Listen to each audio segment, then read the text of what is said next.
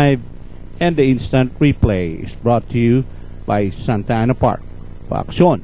Patok!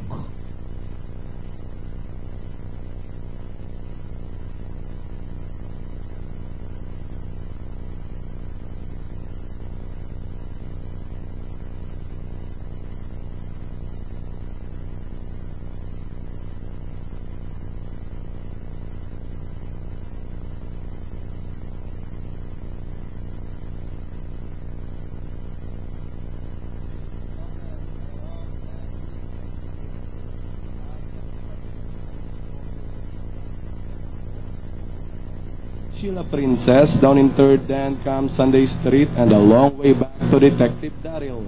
Heading towards the half mile, Misty in front by about 2.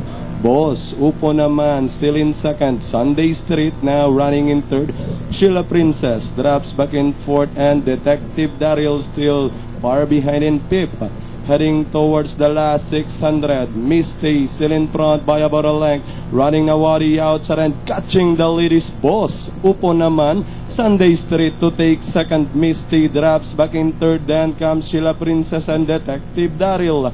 As they swing to the last 400, it's Boss Upo naman. Sunday Street throwing a challenge on the outside. Misty still in third and running by Daryl, closing in 1 second as they turn for home. Boss Upo naman still in front. Sunday Street is on the outside. Misty is running by Daryl, third. Sheila Princess and Detective Daryl.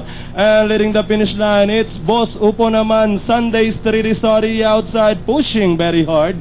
It's Boss Upo naman by about 2 lengths. And finally, Boss Upo naman. Sunday Street, Sheila Princess, Misty, and Detective Daryl.